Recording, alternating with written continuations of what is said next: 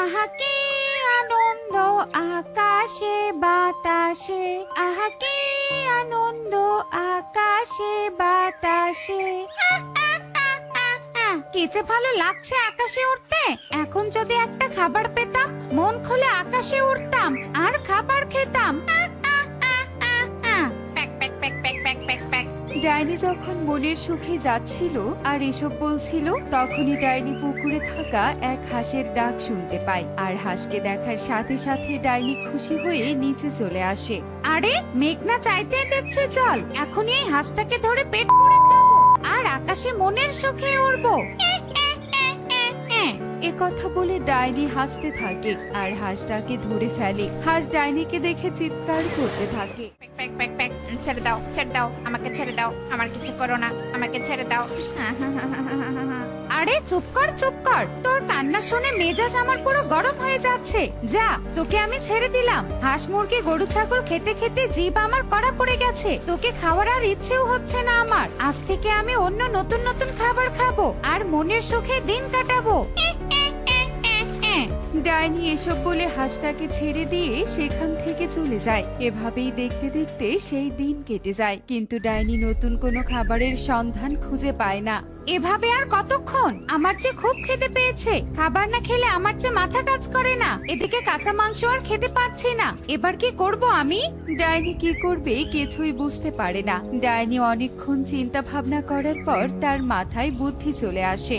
এই তো পেয়েছে পেয়েছে বুদ্ধি। আজ আমি পাখিদের বনে চলে যাব আর মজার মজার খাবার খাবো। পাখিরা তো বন ঘুরে ঘুরে অনেক খাবার নিয়ে আসে, সেই খাবার খেলে নিশ্চয় আমারও ভালো লাগবে। এরপর ডাইনি উঠতে উঠতে পাখিদের বনে চলে যায় আর গিয়ে দেখতে পায় বনের সব পাখিরা একত্রে হই হুল্লোড় করছে। শোনো বনবাসীরা, আজকের এই বনভোজনে আমরা অনেক আনন্দ করব আর তারপর মজা করে পেট পুড়ে খাবার খাবো।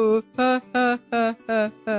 ঈগল দাদা, ঠিক আছে, তোমার কথাই রইলো। চলো এখন আমরা গান বলি। ঠিক আছে টুনি, তাহলে তোর থেকেই শুরু হোক। তুই আমাদের একটা গান শুনিয়ে দে। আমাদের দেশটা স্বপ্নপুরী, সাথী মোদের ফুলপুরি, নীলপুরি লালপুরি নীলপুরি, সবার সাথে ভাব করি, সবার সাথে ভাব করি, আমাদের দেশটা স্বপ্নপুরী। টুনিরা সবাই গান নাচ করে অনেক আনন্দ করছিল। অন্যদিকে ডাইনি আড়াল থেকে সবটা দেখছিল। হঠাৎ ডাইনির নাকে খাবারের ঘ্রাণ আসতে থাকে। আহ, কি সুন্দর খাবারের ঘ্রাণ বেরিয়েছে। আরে এ তো দেখছি হাড়ি ভর্তি শুধু খাবার আর খাবার। এই খাবার নিশ্চয় অনেক সুস্বাদু হবে। খাবারের ঘ্রাণে যে আমি পাগল হয়ে যাচ্ছি। এক্ষুনি এই খাবার আমাকে খেতে হবে। আমি যে আর অপেক্ষা করতে পারছি না। ডাইনি এসব বলে পিকনিকে রান্নার সব খাবার খেতে থাকে। এদিকে পিকনিকের আনন্দ শেষ হলে যখন তারা খাবার খেতে আসে, তখন তাদের চোখ কপালে উঠে যায়। সর্বনাশ, এসব আমি কি দেখছি? এই কে তুমি? আমাদের সব খাবার এভাবে তুমি খাচ্ছ কেন? এই ঈগল, দিন দুপুরে তুই অন্ধ হয়েছিস নাকি? হ্যাঁ ডাইনি, এই খাবার আমার অনেক ভালো লেগেছে, তাই সব খাবারই আমি খাচ্ছি। আমি খাবার খাবো, আমার যে ক্ষুধা লেগেছে। হ্যাঁ মা, আমিও খাবো। অনেকক্ষণ থেকে আনন্দ করেছি, এবার আমাকে খেতে দাও না মা। ঈগল দাদা, এবার আমরা কি করব বলো তো? ছানারা তো খাবার চাচ্ছে, এদিকে ডাইনি আমাদের সব খাবার খেয়ে নিচ্ছে। ডাইনি, তুমি খাবার খাও, এতে আমাদের কোনো সমস্যা নেই, কিন্তু ছানারা তো খিদের জ্বালায় কান্নাকাটি করছে। ওদের একটু খাবার দাও, না হলে যে ওরা অসুস্থ হয়ে পড়বে। চুপ কর বলছি, কার কি হবে তা দেখে আমার কোনো লাভ নেই। আমাকে একটু শান্তি মতো খেতে দে বলছি, না হলে সব কটারে আমি ঘাড় মটকে দেব। ডাইনির কথায় সব পাখিরা ভয় পেয়ে যায় আর ভয়ে তারা আর একটাও কথা বলে না। ডাইনি কিছুক্ষণের মধ্যেই খাবার খেয়ে সেখান থেকে চলে যায়। এদিকে খাবারের জন্য পাখির ছানারা অস্থির হয়ে পড়ে। ঈগল দাদা, ভাগ্য ভালো যে ডাইনি আমাদের কোনো ক্ষতি করেনি, শুধু খাবারই খেয়েছে। এদিকে তো ছানারা খাবারের জন্য অস্থির হয়ে পড়েছে। এখানে থাকা আমাদের আর ঠিক হবে না। যে যার বাড়িতে গিয়ে খাবার রান্না করে ছানাদের খাইয়ে শান্ত করতে হবে। টুনি, তুই ঠিক বলেছিস। চল আমরা তাড়াতাড়ি বাড়িতে গিয়ে ছানাদের খাবার খাওয়াই। এরপর তারা সবাই মলিন মুখ নিয়ে বাড়িতে চলে যায় আর ছানাদের খাবার দেখতে দেখতে সেই দিন কেটে যায়।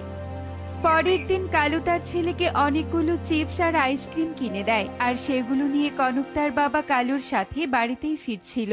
এ কি, এগুলো আবার কে খাচ্ছে ওই ছোট ছেলেটা? দেখে তো দারুণ লাগছে। না না না না, ওই লোভনীয় খাবার আমিও খেতে চাই। এক্ষুনি যাচ্ছে খাবার ছিনিয়ে নিতে। এ কথা বলে ডাইনি কনকের সামনে আসে আর কনকের হাত থেকে চিপস আর আইসক্রিম কেড়ে নিয়ে খেতে থাকে। আমার চিপস আর আইসক্রিম, বাবা আমার চিপস আর আইসক্রিম খেয়ে ফেলছে। এ কি ডাইনি, তুমি? কে তুমি তুমি করছিস? এখান থেকে যাবি নাকি তোর ছেলের খাটটা মুটকে দেব আমি? না না ডাইনি, আমাদের কিছু করো না, আমরা এক্ষুনি যাচ্ছি। বাবা আমি যাব না, আমার চিপস আর আইসক্রিম। কনক তার চিপস আর আইসক্রিম রেখে কিছুতেই যাচ্ছিল না, কিন্তু কালু ডায়েরির ভয়ে তাড়াতাড়ি করে তার ছেলেকে নিয়ে বাড়িতে চলে যায়। এত স্বাদ কেন? অনেক মজা। এখন থেকে রোজ রোজ এই বনে সবার খাবার আমি ছিনিয়ে নিয়ে খাবো। ডাইনি বনে সবার খাবার ছিনিয়ে নিয়ে খেয়ে দিন কাটাতে থাকে। একদিন টোনা, অনেক কষ্ট করে বন খুঁজে এসেছি। আজ এসব বাজারে বিক্রি করে মেয়ের স্কুলের বেতন দিতে হবে। মেয়েটা যে বেতন না দেওয়ার কারণে লজ্জায় স্কুলে যেতে পারছে না।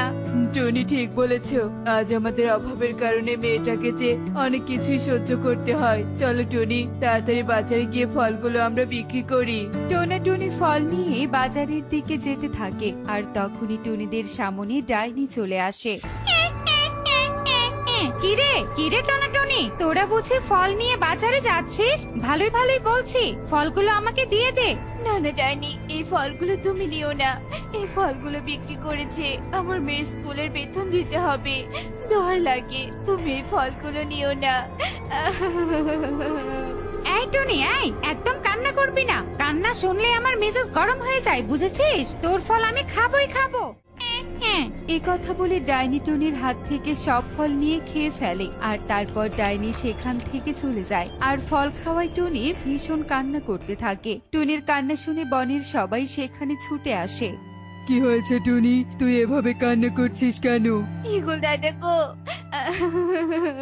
সবই তো শুনলে। এবার আমার মেয়ে স্কুলের বেতন আমি কি করে পরিশোধ করব? কাঁদিস না টুনি, এই ডাইনির যে খুব উৎপাত বেড়েছে, একে একটা শিক্ষা দিতেই হবে। তুই কোনো চিন্তা করিস না, তোর মেয়ের স্কুলের বেতন আমি দিব তোকে। এরপর ইগল টুনিকে কিছু টাকা দেয় আর টুনি সেই টাকা দিয়ে তার মেয়ের স্কুলের বেতন দিয়ে আসে। তারপর ইগলরা তান্ত্রিকের কাছে চলে যায় আর তান্ত্রিককে সব কথা খুলে বলে। তান্ত্রিক ডাইনির সন্ধান পেতে মায়া আয়নায় দেখতে থাকে। বোকা পাখির দল, এদের ভয় দেখিয়ে নতুন নতুন খাবার খেতে হবে। যত চাই হোক, পাখিদের তো আমি খাবো না। তাজা মাংস দেখলে আমার গা যেন কেমন গুলিয়ে ওঠে। আমি তো খাবো ফলমূল, চকলেট, আইসক্রিম আর পাখিদের হাতের সুস্বাদু রান্না। বাচ্চারা, তোদের ভয়ের কোনো কারণ নেই। ওই ডাইনি যে শুধু খাবার খাওয়ার জন্যই তোদের ভয় দেখাতে আসে। ডাইনিকে শাস্তি দিতে হলে খাবার খাইয়েই শাস্তি দিতে হবে। দাঁড়া, তোরা একটু অপেক্ষা কর। এ কি, গোলাপি আঙ্গুর? গোলাপি আঙ্গুর আবার হয় নাকি? হয় রে হয়, জাদুই গোলাপি আঙ্গুর হয়। এই গোলাপি আঙ্গুর খুবই টক। এই আঙ্গুর ডাইনি খেলে সব দাঁত পড়ে যাবে ডাইনির। আর টকের কারণে ডাইনি কেন, ডাইনির বড় কেউ থাকলে লেজ গুটিয়ে পালিয়ে যাবে। শোন তোরা, এই আঙ্গুর নিয়ে যা আর ডাইনিকে খাওয়া। তান্ত্রিকের কথা মতো টুনি গোলাপি আঙুর নিয়ে পথ চলতে থাকে আর গোলাপি আঙুর দেখে সেখানে ডাইনি চলে আসে। গোলাপি আঙুর? এমন আঙুর তো আমি আগে কখনো দেখিনি। এই টুনি, এই গোলাপি আঙুর আমাকে দিয়ে দে বলছি। না ডাইনি, এই আঙ্গুর আমি তোমাকে কখনো দিব না। এই আঙ্গুর অসাধারণ দেখতে, নিশ্চয়ই খেতে অনেক ভালো হবে। ইস, মন চাচ্ছে এক্ষুনি খেয়ে ফেলি। টুনির এমন কথা শুনে ডাইনির জিভে পানি চলে আসে আর ডাইনি খাওয়ার লোভ সামলাতে না পেরে টুনির হাত থেকে গোলাপি আঙুর কেড়ে নিয়ে ডাইনি সব খেয়ে ফেলে। ওরে বাবারে, এ আমি কি খেলাম রে? টকে আমার সব দাঁত পড়ে গেল রে। ডাইনি, এবার দেখো কেমন লাগে। তোমার শিল দিয়ে তোমার দাঁত ভেঙেছি। আর কখনো আমি কারোর খাবার ছিনিয়ে খাবো না। আমার জাতের আক্কেল হয়েছে। সব আমার পাপের শাস্তি। ডাইনি তার সব দাঁত হারিয়ে কান্না করতে